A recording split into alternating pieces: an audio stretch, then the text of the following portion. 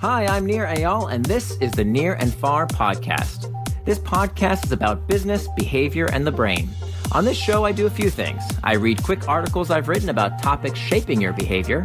I interview authors of books I enjoy, and from time to time, I devote episodes to answering your questions. If you want to ask me a question, visit the podcast page on iTunes, go to ratings and reviews, and ask me a question by leaving a review. I promise to read it and possibly include your question in a future episode, so please, ask me anything. Now, enjoy the episode, and for more, you can always visit me at nearandfar.com.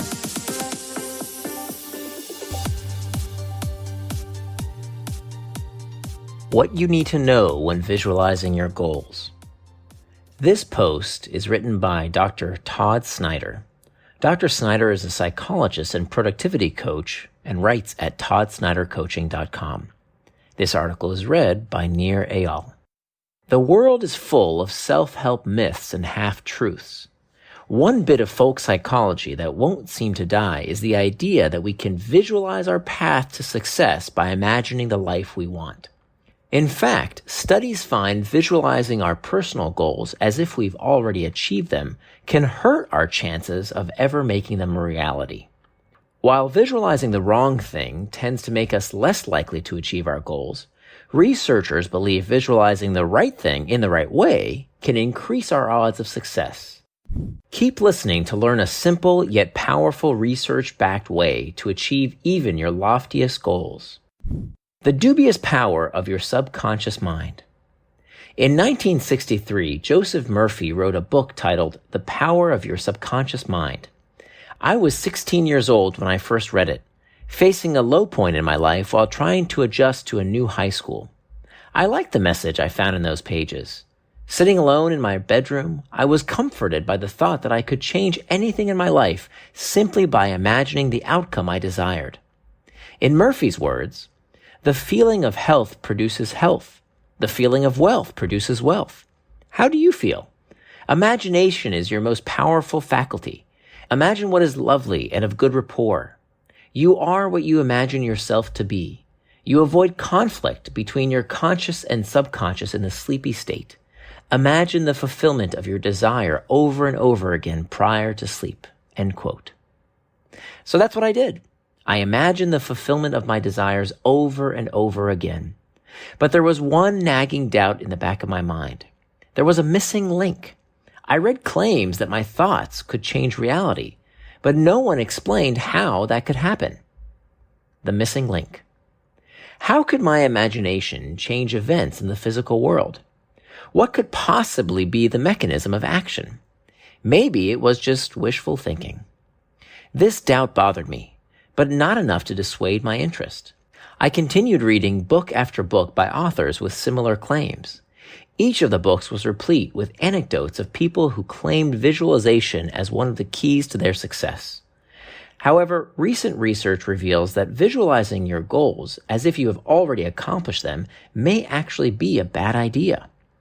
According to researchers at New York University, visualizing a goal creates an emotion similar to having already accomplished it. The researchers believe this may demotivate you to actually do the hard work since it temporarily provides the positive sensation you seek. One study found positive fantasies about idealized futures actually sapped people's motivation. It was as if the drive to achieve the goal decreased when people visualized having already achieved it. Other researchers have found that repeating positive affirmations about oneself does not boost self-esteem and actually lowers it for people who had below average self-esteem to begin with. Still, I wanted to believe there was something powerful about visualizing goals. I poured myself into the research hoping to find reasonable evidence, or at least a good hypothesis, about how the imagination could create changes in our physical reality. Visualizing the process, not the outcome. As I began my graduate studies in clinical psychology, I became increasingly interested in motivation and the active ingredients of behavior change. I wanted to know why some people take massive action to create the lives they want, while others consistently make choices they later regret. I stumbled across a body of research you might call the psychology of action. I'd like to share a key finding that has emerged within that field of inquiry. Shelley Taylor and Lian Pham, researchers at the University of California, Los Angeles, divided a large group of college students into two experimental groups. One group was asked to visualize themselves walking up to a board where their grades on a final exam would be listed. They were asked to visualize an A grade by their name. They repeated this procedure several times in the weeks leading up to the exam. The other group was asked to create a different sort of mental simulation. They were asked to imagine the process of studying for the exam. They were told to imagine going to their dorm room, closing the door, and turning off distractions. Then they were asked to imagine themselves putting in the time to study for an exam. Can you guess which group performed better on the real-life exam? It was the group that visualized the process of studying rather than visualizing the outcome of the goal. Researchers concluded that the mind becomes primed to follow through on the things we visualize. Like an athlete practicing a jump shot in their mind, we can mentally rehearse our future behaviors. Visualizing an action leads to follow through on that action. It's our actions that get results. Your actions, not your daydreams, determine whether you achieve your goals. So here's the trick when using visualization to influence your future behavior. Visualize choice points. A choice point is a fork in the road. Choice points are the moments in time when your actions will either lead you toward your goal or away from it. As described in the book Indistractable, the opposite of distraction is traction. By visualizing the choice you will have to make between what you want to do, traction, and anything that takes you off track, distraction, you prime yourself to make the right choice when the time comes. Let's look at an example. Trying to lose weight? Don't visualize yourself waking up to a slim physique and enjoying just how good it feels to show off your body. Instead, visualize the choice point you'll face at a dinner party tomorrow night when your host offers you a dessert. Mentally rehearse the act of politely declining the dessert by deciding what you will do and say in advance. Dr. Gabriella Oettingen, a psychology professor at New York University, calls this process mental contrasting. Decades of research has led her to the conclusion that visualizing your decision-making process and its various positive and negative impacts on your achievements creates a self-regulating phenomenon, allowing a person to execute the correct choices in real life, leading them to the ultimate goal.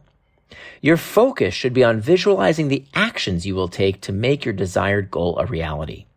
Don't visualize the outcome. Instead, visualize the path that will lead you there and the steps you need to take along that path. A 2019 meta-analysis that examined the results of over 1,000 research studies found the effects of mental contrasting on health outcomes can be seen within just 4 weeks. The study suggested the effects get stronger over time. That's impressive given the high failure rate of most behavioral interventions when it comes to creating sustainable change. Now that I understand the active ingredients that make visualization work, I use it on a daily basis. I visualize the choice points I'm likely to face and how I plan to respond. I proactively define traction and distraction when I know I'll be tempted to slip off track. By visualizing the path that will lead to my goals, I'm more likely to live the life I envision.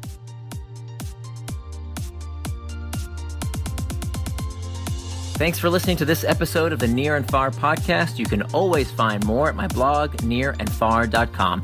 And don't forget, if you have a question you'd like me to explore in a future episode, leave me your question in the form of a review for the podcast on iTunes.